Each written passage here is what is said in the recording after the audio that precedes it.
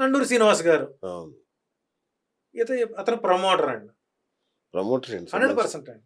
మంచి అద్భుతమైన పరిహారాలు చెప్తారు ఆయన. ఏవండి? అద్భుతమైన పరిహారాలు చెప్తారు నండూరి శ్రీనివాస్ గారు. నండూరి శ్రీనివాస్ సబ్జెక్ట్ కనుక ఉంటే మన ఛానల్ వచ్చి కూర్చోమనండి. ఆ! నేను కూడా కూర్చుంటాను. ఓకే. ఆయన పరిహారాలు ఎక్కడున్నాయి తెమ్మనండి. ఆ! ఏదైనా సరే వాస్తవాలు మాట్లాడాలి. Okay. Is a promoter. Okay. కాదని ఆత్మసాక్షి ఒప్పుకోమనండి. ఆ! నీ వల్ల ఎంతమంది పిచ్చోళ్ళు అవుతున్నారు సమాజంలో? నీ ఇంట్లో దైవం లేదా? తల్లిని పూజించమని ఒక గాడిద కొడుకు చెప్పడు, తండ్రిని పూజించమని ఒక గాడిద కొడుకు చెప్పడు. ఎక్కడో గుడి ఉంది, అక్కడికి వెళ్తే మీకు ఏదో అవుద్ది, అక్కడ పోండి అని చెప్పి పబ్లిక్ని మీరు ఎలా డైవర్ట్ చేస్తున్నారండి? అంటే గుళ్ళు కట్టింది నీ కష్టాలు తెచ్చడానికా? దేవుడిగా బాధ్యత లేదా? వీసాలు కావాలంటే చిలుకూరు బాలాజీ, మీసాలు కావాలంటే జామలాపురం. ఇప్పుడు నీ మీసాలు రాకపోతే నష్టం ఏంటి? రొయ్యికి ఉంటాయి మీసాలు. అంటే మనం ఒక కంటెంట్ పబ్లిక్ ఇస్తున్నామంటే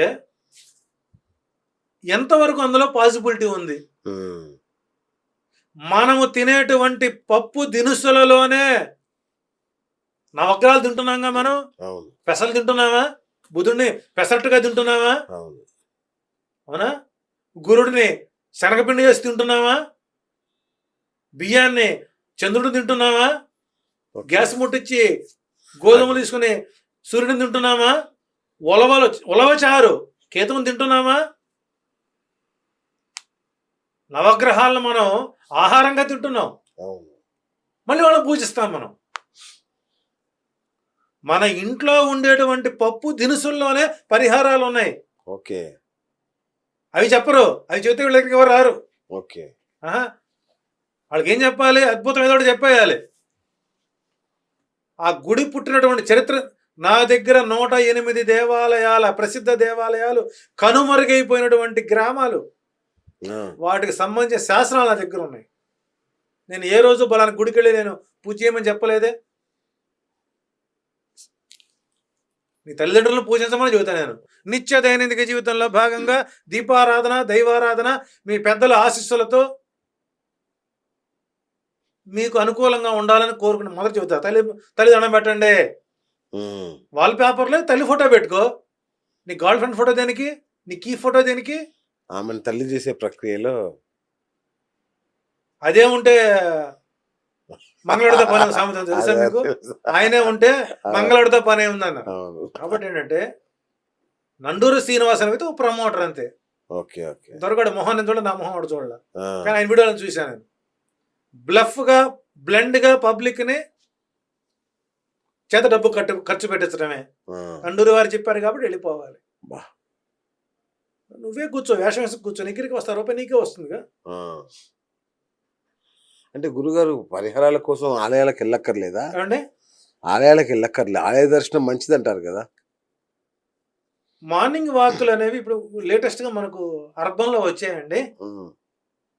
ఒకప్పుడు పల్లెటూరులో దేవాలయాలు ఎకరం భూమిలో ఉండేవి. అవును. ఒక ప్రదర్శనం చేయాలంటే గుడి యొక్క గర్భానికి ఎకరం తిరిగి రావాలి. అవును. అది వ్యాయామం కాదా? మనం కేబిఎన్ పార్క్ చుట్టూ ప్రదర్శన చేస్తాం. బయట రాగానే 2 గ్లాసులు రాగి జావా, 1 కప్పు మొలకెత్తిన గింజలు, బీట్రూట్, క్యారెట్ జ్యూస్, అడ్డమైన గడ్డి కలిపినటువంటి జ్యూసు ఇవి తాగుతాం. అవి ఆరోగ్య సూత్రాలు. మరి పూర్వంలో పల్లెటూరులోకి వెళితే ప్రదక్షిణం చేసి గుళ్ళోకి రాగానే తీర్థం ఇచ్చేవాళ్ళు, అది టానిక్. ఓకే. ప్రసాదం పెట్టేవాళ్ళు, అది మెడిసిన్. ఒకప్పుడు నగర సంకీర్తనలు ఉండేవండి. అవునండి. అవును. గ్రామాల్లో నగర సంకీర్తన దానికోసం వ్యాయామం. ఓకే. భగవన్నామస్మరణ చేసుకుంటూ మేలుకొల్పేటువంటి వారు ఉండేవారు. ఇప్పటికీ సత్యసాయి సమాజం వారు, నాకు అక్షరాభ్యాసం చేసిన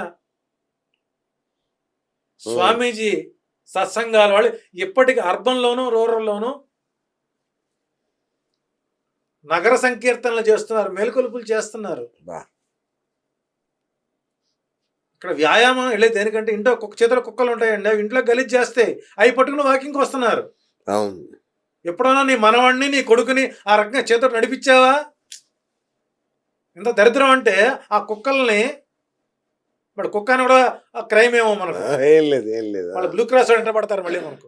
అయితే చక్క శునకరాజాలు సునకరాజాలు,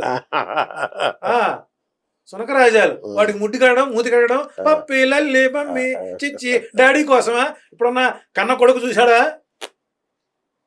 ఎప్పుడన్నా తండ్రి కోసం కొడుకు ఎదురు చూశాడా? కుక్క ఎదురు చూస్తుంది. మా పెద్దోడు, మా చిన్నోడు. అవును. ఏ దౌర్భాగ్యం ఉండేది అసలు. కుక్కను పెంచమని ఏ ధర్మశాస్త్రం చెప్పింది? శాస్త్రాల్లో ఉన్నాయండి పెంపుడు జంతువులు. లేవండి. వేటిని ఎక్కడ ఉంచాలో అక్కడే ఉంచాలి. ఓకే. విశ్వామిత్రుడు ప్రతి సృష్టి మధ్య ఒక గాడిద కొడుకు క్రాసింగ్ ఆవులు తయారు చేశాడు. గాడిద కొడుకు అంటారండి, మంచిదేగా, మంచి బ్రీడ్ తయారు చేస్తున్నాడు కదా. మరగుజ్జు వాళ్ళని సమాజంలో ఏ రకంగా చూస్తారండి? వాళ్ళకు పేరు పెడతారు, ఏంటది? మరగుజ్జు వాళ్ళని. సారీ, మరుగుజ్జులు. మరగుజ్జు వాళ్ళ సమాజం ఎలా చూస్తుందండి? కొంచెం హీనంగా అట్లా చూస్తుంది. అవును. మరగుజ్జు ఆవుని నువ్వు ఫ్యాషన్ షోగా ఇంట్లో పెంచుతున్నావంటే వాడెవడో చేశాడని చెప్పేసి. ఒంగోలు ఆవుల్ని కదా, ఒంగోలు మదనపల్లిలో ఎవడో తయారు చేశాడు. అవును. ఏంటి? మరగుజ్జు ఆవులని ఇంట్లో పెంచకూడదు, పూజకు అర్హత లేనివి. అయితే ఓపెన్ డిబేట్ రెడీ. ఓకే. గుడిలో సెటారి పాదుకలు ఉంటాయి, దానికి ఒక మినిమం కొంత కొలత ఉంటుందండి. ఆ కొలత ఉన్నటువంటి సెటారి మాత్రమే పెట్టుకోవాలి, మిగతా పెట్టించుకోవాలి. ఓకే. కేవలం విష్ణాలయంలో మాత్రమే పాదుకలు పెట్టాలి. విష్ణాలయంలో మాత్రమే పాదుకలు పెట్టాలి. పాదుకలు పెడతారు భక్తులకి. శివాలయాల్లో పాదుకలు పెడతారు, సెటారి పెడతారు, పోచమ్మ గుళ్ళో పెడతారు, ఎల్లమ్మ గుళ్ళో పెడతారు, చివరి గ్రామదేవత గుళ్ళలో కూడా పెడుతుంటారు డబ్బుల కోసం. అంటే పైకి అది లేస్తే గానీ కింద అది పడవు. తమిళనాడులో ఆగమ శాస్త్రం ప్రకారం ఏ శివాలయాల్లో నీవు బృహదీశ్వర ఆలయంకి వెళ్ళినా, అరుణాచలం ఆలయంకి వెళ్ళినా, వైదీశ్వరన్ కోయిల్ వెళ్ళినా, తిరుమల వెళ్ళినా ఎక్కడా పాదుకలు పెట్టరు, చేతిలో విభూది వేస్తారు అంతవరకే. మన ఆంధ్రాలో తెలంగాణలో జబ్బు ఏంటంటే పాదుకలు పెడితే డబ్బులు వస్తాయి, పెట్టాలా వద్దా అనే దానికి వాళ్ళకి జ్ఞానం లేదు. శ్రీ మహావిష్ణువు యొక్క పాదుకలు నిత్యము అర్చిస్తారు కాబట్టి ఆ పాదుకలు మాత్రమే శిరస్సును పెట్టమన్నారు. ఓకే. అర్చావతారుడు కాబట్టి అర్చావతారు అంటే ఎవరు? ఇల్లు, వాకిలి, వాహనం, ఇంధనం, ధనం ఉన్నవాడు అర్చావతార స్వరూపుడు. అర్చావతారం అంటే భార్య భర్త ఉన్నవాడు అర్చావతారం. నాకు పెళ్లిగా ఆట లేదండి అని ఆంజనేయుడికి వెళ్ళారు, ఆయన చెబుతారు, అరే నాకే పెళ్లి కాలేదురా. అదే కదా. ఇంకా కొంతమంది సువచ్చల ఆంజనేయ స్వామి దేవాలయం కళ్యాణం చేస్తుంటారు, సువచ్చల సహిత ఆంజనేయ స్వామి. ఆంజనేయ స్వామికి పెళ్లి చేయడం ఏంటండి దరిద్రం కాకపోతేను? ఆయన అస్కలిత బ్రహ్మచారి అని ఆయన చెప్పుకుంటున్నప్పుడు ఈయన అలా చెప్తాడు. కాబట్టి ఇక్కడ పురాణాలను వక్రించి వాస్తవాలని మరుగున పెట్టి చెప్పేటువంటి గ్రంథాలు ఎప్పుడైతే ఇబ్బడిమెబ్బడిగా తామర తంపరలుగా సమాజంలోకి వచ్చాయో, నిజంగా మనం క్రైస్తవ మతాన్ని ఒకంత ఆనందపరచాలండి.